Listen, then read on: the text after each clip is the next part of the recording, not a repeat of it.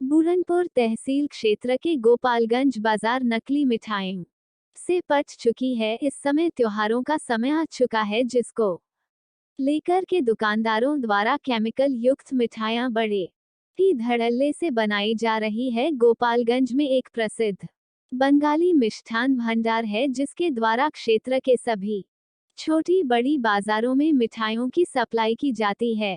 इतनी महंगाई होने के बावजूद भी इस दुकान से सस्ते दर पर मिठाई बेची जा रही है। इस दुकान के माध्यम से रसगुल्ला मात्र 120 रुपया केजी, बर्फी भी 120 रुपया। अब आप समझ सकते हैं कि मिठाई के दुकान द्वारा किस तरह की कालाबाजारी की जा रही है। वहीं चीनी से बनने वाली मिठाई भी 100 रुपये से अधिक की बाजारों में बिक रही है, जहां दूध की कीमत 40 से 50 रुपये लीटर है। वही बाजारों में नकली खोवा, पनीर, छेना पूरी तरह से पट पड़ा हुआ है। इस कालाबाजारी को देखकर के क्षेत्र के समाजसेवी विनीत रंजन द्वारा एक पहल की जा रही है। उन्होंने इसकी शिकायत और उपजिलाधिकारी प्रेमचंद मौर्य से की बाजारों में हो रही कालाबाजारी की रोकथाम के लिए गोपालगंज स्थित बंगाली मिष्ठान भंडार की मिठाई की जांच की जाए, उसके उपरांत उसके विरुद्ध सख्त से सख्त कार्रवाई की है। ये दुकान पूरी तरह से प्रतिबंधित हो, दुकान के मालिक के खिलाफ सख्त कानूनी कार्रवाई की जाए,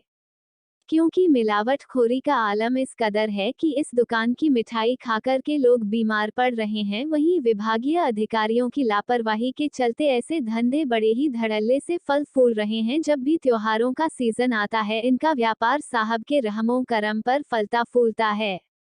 आलम यह है कि सस्ती कीमत के चक्कर में ग्रामीण क्षेत्र के लोग सस्ती मिठाई खा करके अपना स्वास्थ्य खराब कर रहे हैं। विनीत रंजन ने चेतावनी दी, दशहरे से पूर्व इस दुकान को प्रतिबंधित किया जाए, साथ ही इसके खिलाफ सख्त से सख्त कार्रवाई हो। अगर समय रहते ही कार्रवाई नहीं की गई तो हम सभी सामाजिक कार्यकर्ता धरना प्रदर्शन को बाध्य होंगे। इस संबंध में उपजिलाधिकारी प्रेमचंद मौर्य ने कहा कि जांच कर दुकानदार के खिलाफ सख्त से सख्त कार्रवाई की जाएगी। जरूरत पड़ी तो दुकान पूर्ण रूप से बंद भी करवा दी जाएगी।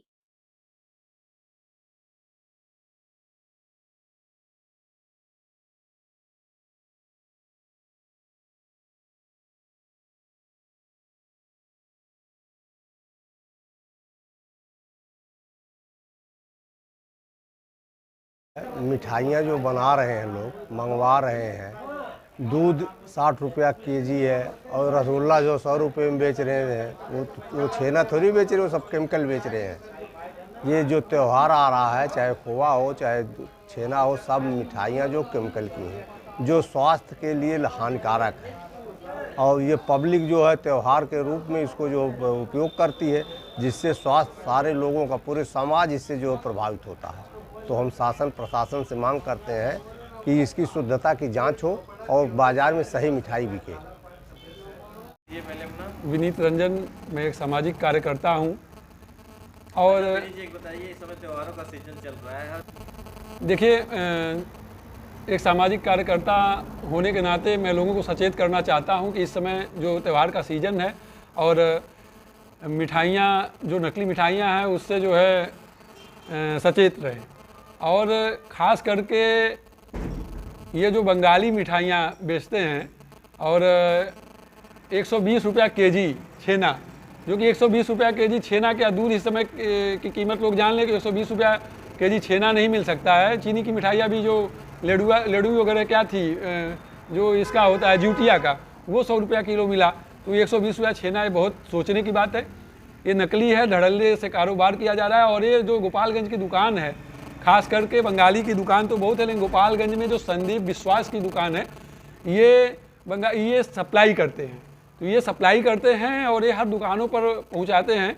तो हर कहीं न कहीं अगर लोग सोचते हैं कि मैं वहाँ से मिठाई तो नहीं ले रहा हूँ, तो मैं उससे बच रहा हूँ, तो कोई उससे बच नहीं रहा है। हम कहते हैं वो सप्लाई कर रहे हैं, तो हम उनके हाथ से ना लेकर के कहीं से भी लेंगे तो हम उस चीज़ को ले रहे हैं। तो सबको मैं सचेत कर रहा हूँ कि आप लोग मिठाइयों से, खास करके नकली केमिकल युक्त मिठाइयों से बचें। और शासन प्रशासन से मैं जो है कार्रवाई करने की मांग करता हूँ कि उनके ऊपर कोई न कोई कार्रवाई करके और जांच करके दुकान को बंद करवाया जाए। ऐसे प्रतिष्ठानों को निश्चित रूप से बंद करवाना चाहिए। और यदि नहीं बंद करवाते हैं, यदि अधिकारी उस विभाग के कर्मचारी उस पर ध्यान नहीं देते हैं, तो हम लोग इसके लिए आमरण अनशन, धरना प्रदर्शन और ज्ञापन तक के लिए जो है बाध्य होंगे। और ये काम दशहरा से पहले हो जाना चाहिए, क्योंकि इसी समय धड़ेधड़ से मिठाइयाँ बिकती हैं।